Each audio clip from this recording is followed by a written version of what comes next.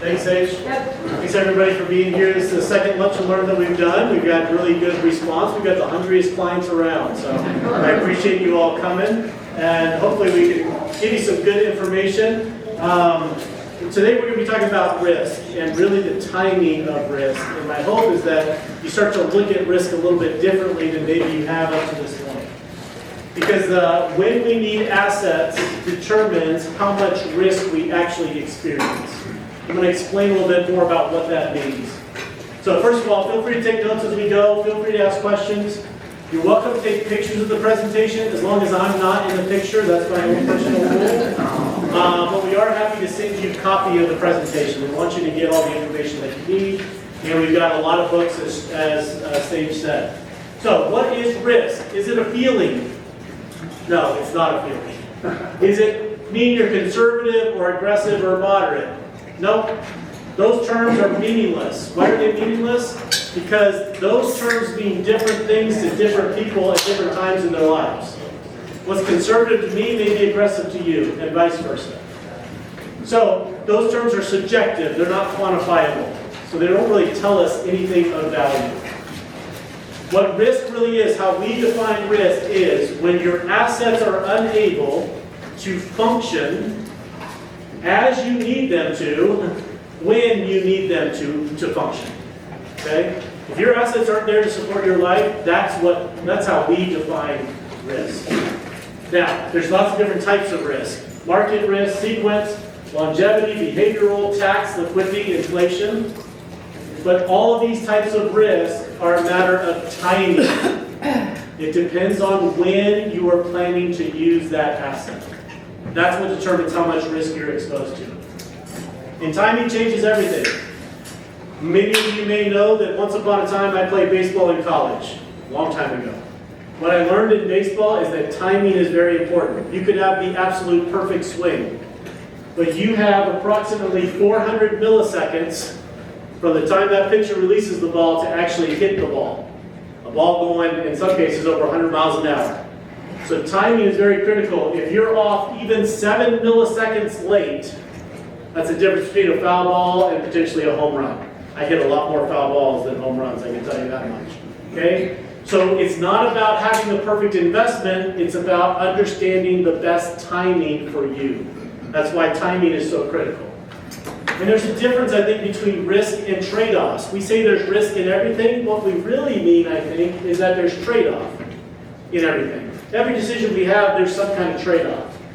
But risk is not necessary. We don't need to be exposed to risk, as we describe it at least, if we design the plan properly. And I'll explain a little bit more about what that means.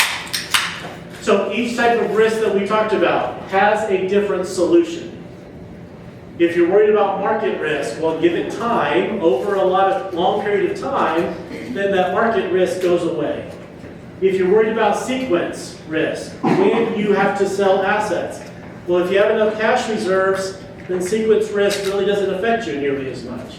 If you're worried about taxes, well, the more you can plan that ahead, the less of an issue that is. If you're worried about liquidity risk, well, keep more cash on hand, right? There's lots of ways to mitigate or reduce and possibly eliminate risk. We simply need to understand how it's affecting your individual plan. So measuring risk. Our industry focuses on age, they focus on target dates, they focus on glide paths. These are not good ways to measure risk because each person, well, how many 65-year-olds do you know that are exactly the same? That have the same financial needs and the same timing? Very few. So how are we going to rely on age and just assume that every 65-year-old has the same needs? It's ridiculous. It's a way to scale services, but it's not a way to make them more efficient. The only true way to measure risk is to understand that time is not the same as timing. We can't just look at things over a 20-year period of time and say you're in the most likely scenario, or most scenarios, you're going to be okay. Life is not lived over time. Life is lived in moments. And this is why we're constantly bugging you. How's your cash flow? What do you have coming up? When's your next trip? What are you doing for your grandkids? We want to understand those moments so we can plan for those. The only way risk can truly be measured is by alignment to your purpose and timing. Okay? Let me explain what I mean. Purpose of wealth. Assets are not trophies. It's not about, look what I have in my statement. You don't show that off to everybody. It's not something to be admired. Assets are tools. Their only value is in how they are being utilized. They are not to be admired. They are meant to be used. You may have heard me tell you that every dollar you have will be spent by somebody at some point in time. It might as well be you because it's your money, right? That's the value of assets. A lot of you are, everyone familiar with grasshopper and the ants, right? I know you all appreciate the ants. They saved for the winter. They were industrious. They lived within their means. They saved for the future. A lot of you are like the ants. That's why you're here. But what I think you've forgotten is, what did the ants do at the end of the fable? They ate the food. They didn't just look at it. They didn't say, look what we did. Isn't this awesome? The food was there to be eaten, just like your assets are there to be used. Frank's not here. One of our clients, Frank, every time he comes in, he brags about how much he's saving every month. I'm like, Frank, you're 94 years old. What are you saving for? And some of you are laughing, but I've had the same conversation with you about how you're saving too much and not spending your money, not utilizing it to add value to your lives. So we want to use your assets. We want to understand the purpose of the assets. Once we know why we will use the assets, then we know when we will use the assets. And why is timing so critical? Because when we use the assets determines which assets we choose. How much volatility we want to expose those assets to depends on the time. I'll give you a quick example. I've had a couple of you tell me at some point in time, I need $25,000 in 6 months. Okay, great. Where should I put that? Should I put it in Bitcoin? No. Thank you for that laugh. Should I put it in the S&P 500? Should I put it in anything that has volatility? No. But should I put it in a 7-month CD? No. If they need it in 6 months, then a 7-month CD is not going to function properly. These are different types of investments. They have different types of risk, as we call it. But all of them have a risk of failure because they are not in a position to function when we need to use the asset. That's why the purpose and timing is so critical. And this is why we've developed, I'm sure you've all heard us talk about the cash flow clock. It allows us to segment your portfolio based on timing. The money that you're going to spend in the next 5 years should not be at risk. And what we mean by that, it should not be exposed to volatility. Safe money is for 6 to 10 years. Anything after 10 years, then we can afford to endure a little bit more volatility. We actually need volatility for growth. What do these terms mean? The lazy zone, guaranteed not to lose, lower growth, is going to lose to inflation over the long term. Do I care about that? No. Why? Because I want you to spend your money in the next 5 years. This is not money that's going to be there for the next 30. But what I'm worried about is liquidity. This is your savings, your money market, CDs, fixed annuities, whole life. Lower growth, we should be getting about 3 to 4%, but no volatility, and liquidity is the first priority. Safe money is exactly the same. Safe zone is a little bit higher rate of return, 5 to 6%. I think we're getting 6.15 in our 5-year annuity right now. So it keeps up with inflation for a longer period of time. But liquidity is still the first priority. Why do we need safe and lazy money? A lot of you experienced 2022. The market was down 20%. Okay? If you were down 20%, a lot of other advisors would say, well, stay in it, 5 more if you can, but don't worry, I'm going to get you that 20% back. The problem is 20% is no longer enough. Because in order to get back to break even, how much growth do you need? 25. If you lost 40, you need 66.6. If you lost half, you've got to double your money just to get back to where you started. We do not have time to endure losses for money we're going to spend in the next 10 years. Now, volatility is important. It's a tool for growth over the long term. If we avoid volatility, we are avoiding growth. But volatility does not equal risk. Risk occurs when those assets are not available to be used when they're needed. It's basically when volatility collides with the cash flow need. You need money and the market's just down 30%. That's where risk affects us. Volatility zone, these assets not only can lose, but they will lose money. Okay? It's not a matter of if, it's when and how much. But over time, they give us a chance for higher growth over longer periods of time. There's lots of different investments in the volatility zone.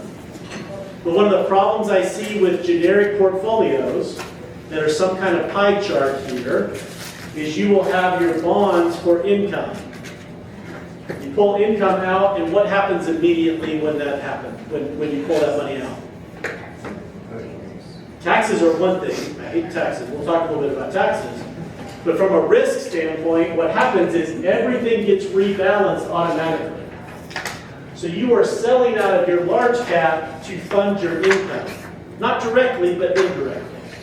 Now, if the market was up 10%, well, I'm fine with rebalancing. What if the market was down 30? Should we sell out of our large cap growth so that we can go on vacation? That probably isn't what we should choose. But in this case, we're not having an opportunity to choose, it's happening automatically. With the cash flow clock, we're able to be strategic about where we are pulling assets from and what type of exposure they have to volatility. Our lazy and safe assets buy us time and allow our volatility assets to grow efficiently, and we can then rebalance them strategically, not automatically. It's a subtle difference, but it can make a huge difference in the long term. So measuring volatility, you've heard a lot of it. We've talked a lot about beta. Beta measures volatility. It doesn't measure risk, but it measures volatility. The beta for the benchmark is a 1. If we have a higher beta, that means we should expect higher return than the benchmark in that year. If we have lower beta, we should expect lower return. That's the biggest thing that beta does, is it sets the expectation for what we should get. We ask a lot of people in our seminars, if I get you a 7% rate of return, would you be happy with that? And most people start nodding their head before the next point is, what if the market was up 30? Are you still happy with a 7? Well, if you're taking significantly less volatility, you may be happy with a 7. But if you're taking half the volatility of the market's up 20, you should get 10, not 7. That is measured by alpha. Alpha for the benchmark is 0. If we have positive alpha, we have outperformed the benchmark relative to volatility. If we have negative alpha, we've underperformed. There's no real reason to underperform the benchmark because we can just be in the benchmark if that's what we want. But our goal here is to have positive alpha, outperform the benchmark. Now, one quick thing on volatility and taxes, and then I'll finish up here. It's not what you have, it's what you can keep. We've mentioned the asset location. I think it's more common to talk about asset allocation, which investments we're choosing. But asset location is based on the fact that where we pay tax determines how much tax we pay. You have different buckets, different tax buckets, okay? Bringing up taxes. Tax deferred, tax free, taxable accounts. Those all affect your investments differently. But it's critical to be efficient from that standpoint. Your Roth accounts grow tax-free. For that reason, it should be the last money that you spend. I want you to spend all your money, but your Roth should be the last money that you spend. We want to get as much tax-free growth as possible. The Roth should have the highest volatility of your portfolio. That doesn't mean you should have it in Bitcoin, but if you are exposed to volatility, we want that to be in the Roth. We have the most time in the Roth, and more volatility leads to higher growth. We want more of that growth to be tax-free. Whereas your traditional IRA accounts are fully taxable, they should have the lowest volatility because we want you to spend that money first. It's the worst money to leave behind. Another issue that we have is with non-qualified accounts, not IRA, not Roth. We should avoid interest and dividends for money that we're not using for income. If you're going to use it for income, well, get as much interest as you can. But ideally, we want to make sure that long-term assets in the non-qualified accounts are benefiting from long-term capital gains, tax rates, or the step up in cost basis, and that we're not paying high dividends or taxes on high interest and dividends for money that you're not using for income.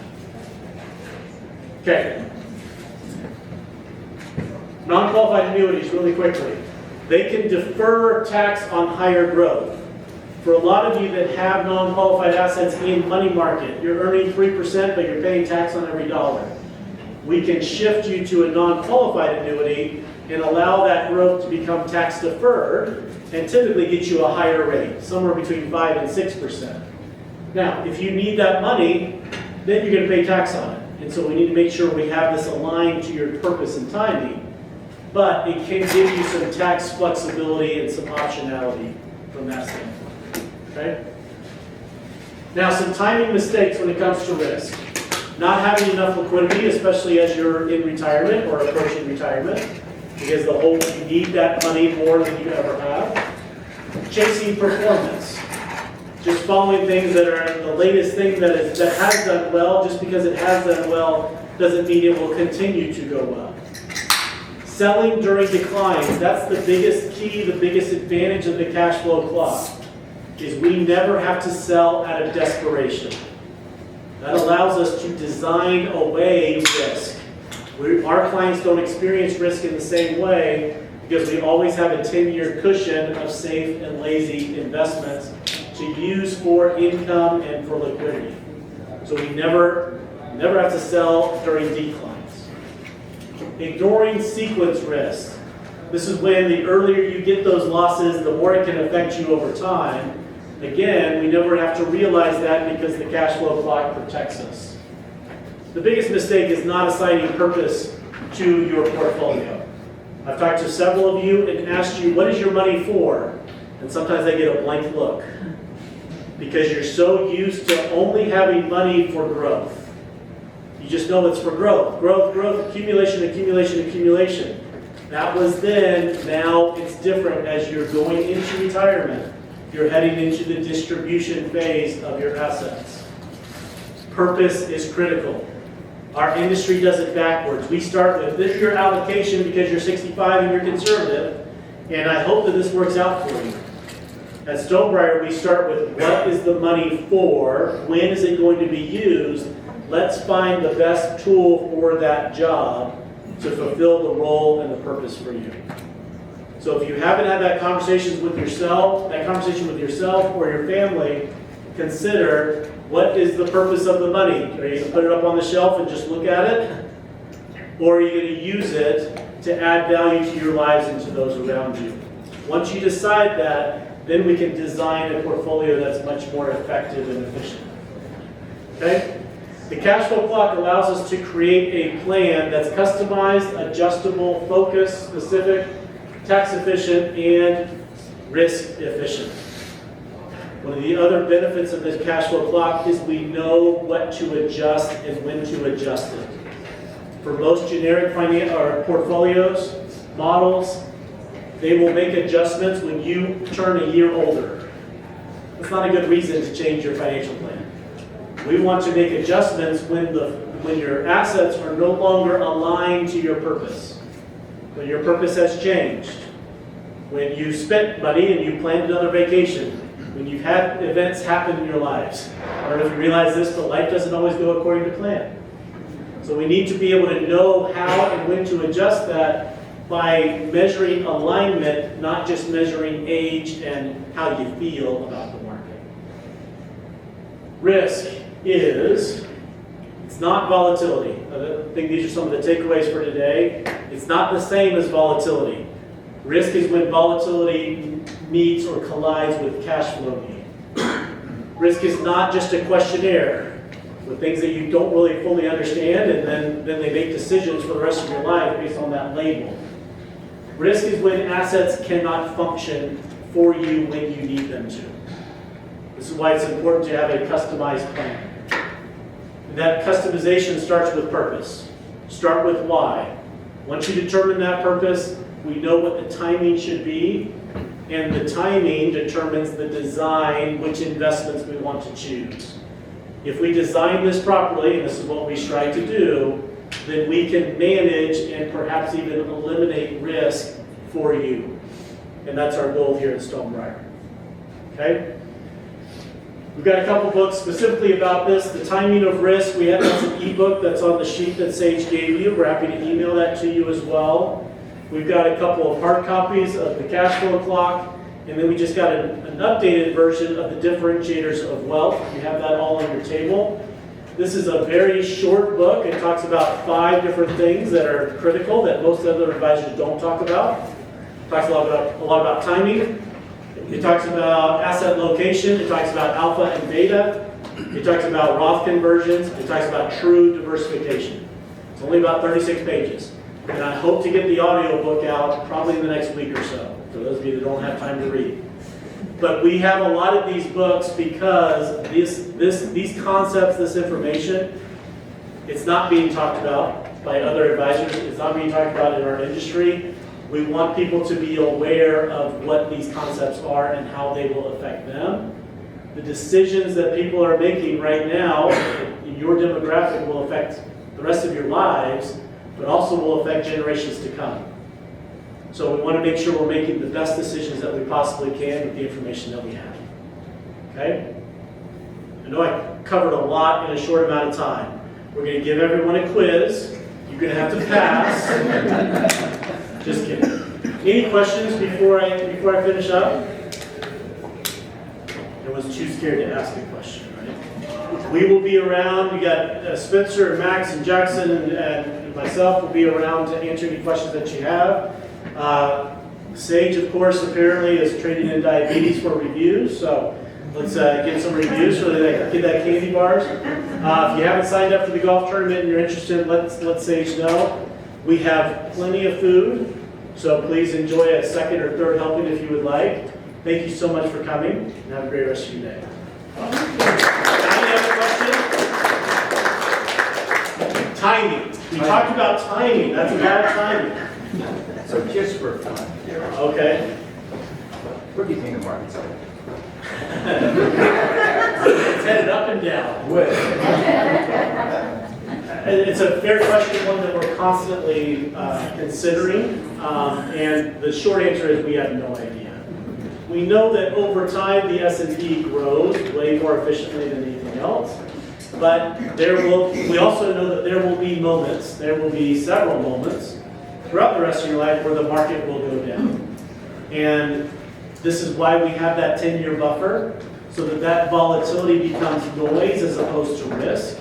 It's why we consider taxes. I know at least a few of you here, we did Roth conversions when the market was at 6,200. Now the market's at 7,600. That growth has grown tax-free. We do taxes at a lower rate. Good day in the market means you pay more in taxes. I'll take that deal any day of the week. A bad day in the market may be a tax opportunity. And so we can look at it, if we look at it just in one silo, it's either good or bad. If we look at it from a holistic standpoint, which we do, then it's all interconnected and there's opportunities when things aren't going where we want them to go, there are opportunities in other areas that we can take advantage of. So, I know that the market will guarantee do, I'm just kidding, I have no idea what the market's going to do. And there's so many factors that play into that, and a lot of it is emotion. And that's the tricky part with the market. I saw at the end of yesterday, I saw futures are down because the market just reached all-time highs. And so I expected a bit of a pullback today. And it maybe lasted for 20 minutes and then the market was still positive again today, at least last time I looked.